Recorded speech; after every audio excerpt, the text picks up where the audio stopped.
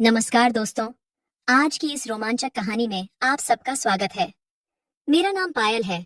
मेरे पिता ने मेरे साथ जो भी किया वो कोई सोच भी नहीं सकता। मैं अपने माता पिता की इकलौती बेटी हूँ। हम बहुत ही रईस परिवार से हैं। मेरे पापा एक बहुत बड़ी कंपनी के मालिक हैं। हमारे पास पैसों की कोई कमी नहीं है। बचपन से ही मुझे ऐशो आराम की आदत है। मैंने कभी भी घर का कोई काम नहीं किया, क्योंकि नौकर चाकर मेरे आसपास ही घूमते रहते हैं। हमारे यहाँ बहुत सारी गाड़ियां हैं। मुझे जब भी कहीं जाना होता है तो मेरे एक हुक्म पर 10 गाड़ियां और ड्राइवर इकट्ठे हो जाते हैं। मैं अपनी जिंदगी बहुत अच्छे से जी रही थी, लेकिन उस एक भयानक दिन ने मेरी जिंदगी ही बदल दी। हमारे यहाँ कुछ ही दिनों पहले एक नया ड्राइवर आया था। वो ड्राइवर जवान और खूबसूरत तो था, लेकिन वो मुझे पसंद नहीं था, क्योंकि वो बहुत ज्यादा सवाल पूछता था कि कहाँ जा रही हो, क्यों जाना है।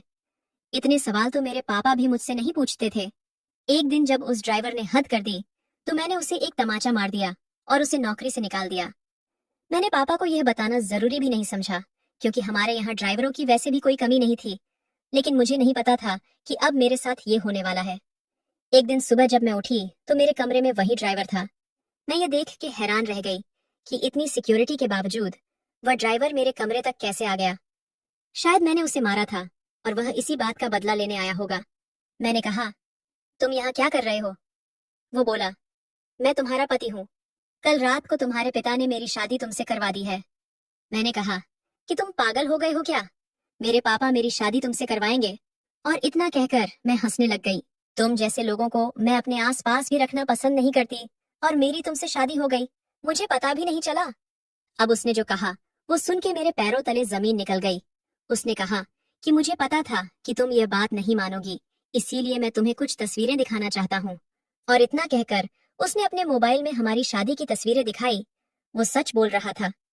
मैं उसके साथ मंडप पर बैठी थी, पर मैं होश में नहीं थी।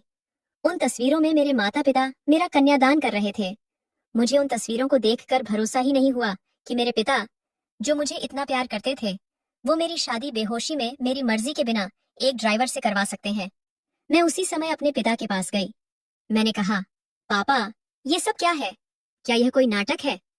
आपने मेरी शादी मेरी मर्जी के बगैर इस ड्राइवर के साथ करवा दी, वो भी मुझे बेहोश करके। आप ऐसा कैसे कर सकते हो पापा? पापा ने कहा, बेटा, हम मजबूर हैं। मैंने कहा, मजबूर? हम मजबूर हैं? हम इतने रईस होने के बावजूद भी इस ड्राइवर के आगे मजबूर हैं? हम इसके आगे कैसे मजबूर हो सकते हैं पापा? वो बोला कि जुबान संभाल कर बात करो, अब मैं तुम्हारा पति हूँ। मैंने बोला, मैं इस शादी को नहीं मानती। ये कैसी शादी है जो मेरी मर्जी के खिलाफ हुई है? वो बोला, मर्जी तुम्हारे बाप की थी जो इस तस्वीर में साफ दिखाई दे रही है। अब तुम मेरे साथ मेरे घर चलो। मैंने कहा, खबरदार, जो मुझे हाथ भी लगाया, मैं कहीं नहीं जाऊंगी, यही मेरा घर है। वो बोला, अब तुम मेरी पत्नी हो और अब तुम मेरे साथ ही रहोगी, और अगर तुम नहीं मानोगी तो मैं शादी की तस्वीरें सोशल मीडिया पर वायरल कर दूंगा। मेरे पिता चुपचाप खड़े होकर ये सारा तमाशा देख रहे थे। उसने मेरा हाथ जोर से पकड़ा और खींच कर ले जाने लगा। मेरे घर पर इतनी सारी सिक्योरिटी थी, लेकिन उसे कोई नहीं रोक रहा था। मेरे पिता चुपचाप यह सब होने दे रहे थे, जैसे उन्हें कोई फर्क ही नहीं पड़ रहा था। वो मेरा हाथ खींचकर मुझे ले जा रहा था और मैं रोई जा रही थी। मुझे नहीं पता था कि पापा की ऐसी क्या मजबूरी थी, पर इन सब के बीच मेरी जिंदगी के साथ बहुत भद्दा मजाक हो रहा था। वो मुझे अपने घर ले गया। वो एक बहुत ही छोटा और गंदा सा घर था। वो घर नहीं, पिंजरा था, जहाँ बस एक कमरा और एक बाथरूम था। हमारे कमरे के आसपास भी बहुत सारे कमरे थे, उनमें भी लोग रहते थे। शायद वो किसी बस्ती में रहता था। उसने मुझसे कहा कि अब यही तुम्हारा घर है, तुम्हें अब यहीं पर रहना है और खाना है। मैंने कभी सपने में भी नहीं सोचा था कि मैं ऐसी जगह आ जाऊंगी। उसने कमरे में खाने का सामान रखा और कहा, मुझे भूख लगी है, जल्दी से खाना बनाओ। मैंने कहा, मुझे खाना बनाना नहीं आता। वो बोला, ठीक है, मैं तो कहीं भी खा लूंगा, तुम ही भूखी बैठी रहना। और वो इतना कहकर बाहर चला गया। मेरे साथ इतना कुछ इतना अचानक हो रहा था कि मैं कुछ समझ ही नहीं पा रही थी।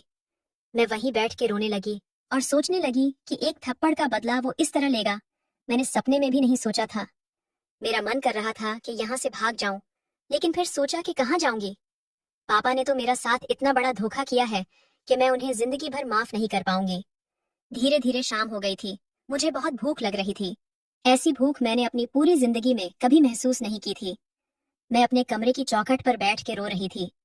तभी पास के एक कमरे से एक औरत ने मुझे रोते हुए देखा और पूछा, क्या हो गया है बेटा, तुम रो क्यों रही थी? मैंने कहा, मुझे बहुत भूख लगी है और मुझे खाना बनाना भी नहीं आता। वो बोली, अरे बस इतनी सी बात। और इतना कहकर वो अपने कमरे में चली गई। उन्होंने अपने कमरे से एक रोटी और थोड़ी सी दाल मुझे दी। मैं वहीं बैठ के उनकी दी हुई दाल रोटी खाने लग गई। दोस्तों, मैंने अपनी जिंदगी में हर तरह के पकवान खाए थे, लेकिन वो रोटी और दाल खाकर मुझे जो अनुभव हुआ वो शायद मैं शब्दों में बयां भी नहीं कर सकती। खाना खाकर मुझे बहुत ही अच्छा लगा और मैं वापस अपने कमरे में आ गई। थोड़ी देर बाद वो भी घर वापस आ गया और आते ही उसने कमरे का दरवाजा लगा लिया। मुझे डर था कि कहीं वो मेरे साथ जबरदस्ती ना करे, लेकिन वो चुपचाप एक कोने में सो गया। मुझे अब बहुत गुस्सा आ रहा था। मैंने सोचा कि अब मैं यह सब बर्दाश्त नहीं करूंगी। मैं अब और इस गरीब खाने में नहीं रहूंगी। मैं उस रात सोई नहीं और सुबह उसके उठने के पहले मैं कमरे से भाग निकली। फिर मैं अपनी एक दोस्त के यहाँ गई, लेकिन जब मैं उसके घर पहुंची तो उसने मुझे अपने घर के अंदर नहीं आने दिया। वो बोली कि तुम्हारे पापा का फोन आया था कि अगर किसी ने तुम्हारी मदद की तो अंजाम अच्छा नहीं होगा। उसने मेरे मुंह पर दरवाजा बंद कर लिया। मैंने सोच लिया था कि अब वापस उस गंदे से कमरे में नहीं जाऊंगी, लेकिन कुछ ही घंटों में मैं समझ गई कि मेरे लिए अभी उससे ज्यादा सुरक्षित और कोई जगह नहीं है, इसलिए मैं वापस वहीं लौट आई। मुझे वापस आते देख वो बोला, वापस आ गई ना? वो मेरे एकदम करीब आकर बोला कि ये बात तुम दिमाग में डाल लो कि अब तुम्हें मुझसे कोई बचा नहीं सकता। मैंने अपने आप को बहुत मजबूर महसूस कर रही थी। मैं इसी तरह से वहां अपना जीवन काट रही थी। मुझे अब यहाँ रहते रहते 10 दिन हो गए थे। मैं खाना नहीं बना पाती थी, पर जब भूख लगती थी तो उल्टा सीधा कुछ भी बना के पेट भर लेती थी। मेरा शरीर काफी कमजोर होता चला जा रहा था। फिर एक दिन मैं चक्कर खाकर गिर गई और जब मुझे होश आया तो मैं अपने पिता के घर में थी। मैं अपने कमरे में अपने बेड पर लेटी हुई थी और सामने मेरे पापा और वो ड्राइवर भी था। उन्हें देखकर मुझे बहुत गुस्सा आ रहा था। मैंने कहा, आप मुझे यहाँ क्यों ले आए? मुझे वहीं मरने क्यों नहीं दिया? जिस दिन ये ड्राइवर मुझे यहाँ से खींच के ले गया था उस दिन तो आप कुछ नहीं बोले। आप चुपचाप खड़े होकर मेरा तमाशा बनते देख रहे थे। फिर आज आपको मेरी परवाह क्यों हुई? पापा बोले, बेटा मैंने तुझे कितना समझाया, लेकिन तू नहीं मानी, तो आखिरकार मुझे यह तरीका अपनाना ही पड़ा। तुम जिस माहौल में रहकर 10 दिन में परेशान हो गई हो, उस जगह से उठकर मैंने ये सब बनाया है। तुम्हें यह सब ऐसे ही मिल गया तो तुम्हें इसकी कोई कदर ही नहीं है। तुम 24 घंटे शराब के नशे में रहती हो, दिन भर लड़कों के साथ घूमती हो। हमारे घर पर जो लोग काम करते हैं तुम उन्हें इंसान ही नहीं समझती हो। न जाने कितने लोगों को तुमने मुझे बिना बताए नौकरी से निकाल दिया। तुम्हें पता भी है नौकरी क्या होती है, एक आदमी कैसे अपना परिवार चलाता है। पर अब शायद तुम इन 10 दिनों में कुछ सीख पाई होगी। और ये लड़का कोई ड्राइवर नहीं है, ये मेरे बिजनेसमैन दोस्त रतन का बेटा आर्यन है। ये तुमसे शादी करना चाहता था और मैंने ही इसे कहा था कि तुम पहले पायल को अच्छे से जान लो। और यही वजह है कि आर्यन तुमसे इतने सवाल करता था कि कहाँ जा रही हो, क्यों जाना है। उसने तुम्हें फॉलो किया तो वो समझ गया कि तुम गलत रास्ते पर हो, इसलिए हम दोनों ने मिलकर यह नाटक किया ताकि तुम्हारी आंखें खोल सके। जिस रात तुम्हारी झूठी शादी करवाई थी उस रात भी तुम नशे में ही घर आई थी। जिस घर को आज तुम गंदा और गरीब खाना कह रही हो वो तुम्हारे पापा का पुराना घर है बेटा। मैं पापा की तरफ देखने लगी। वो बोले, हाँ बेटा, हम पहले वहीं रहते थे, तुम उसी घर में पैदा हुई थी। तुम्हारे होने के बाद ही हमने इस घर में शिफ्ट किया था। बेटा पैसे की कदर करना सीखो, ये सबके नसीब में नहीं होता है। ये सब कुछ सुन के मेरी आंखों में आंसू आ गए थे। मैं पापा के गले लग गई।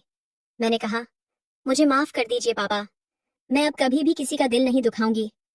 मैं खुद को एक नया इंसान महसूस कर रही थी। उस घर में अकेले रहते हुए भी आर्यन ने कभी भी मेरा फायदा उठाने की कोशिश नहीं की। मुझे पता चल गया था कि वो मुझसे कितना प्यार करता है। पापा की यह सीख मुझे एक नया इंसान बना गई थी। थोड़े दिनों बाद मैंने आर्यन से शादी कर ली। वो एक बहुत ही प्यारा इंसान है और उसने मेरी जिंदगी भी प्यारी बना दी थी। कमेंट करके जरूर बताइएगा कि आपको ये कहानी कैसी लगी।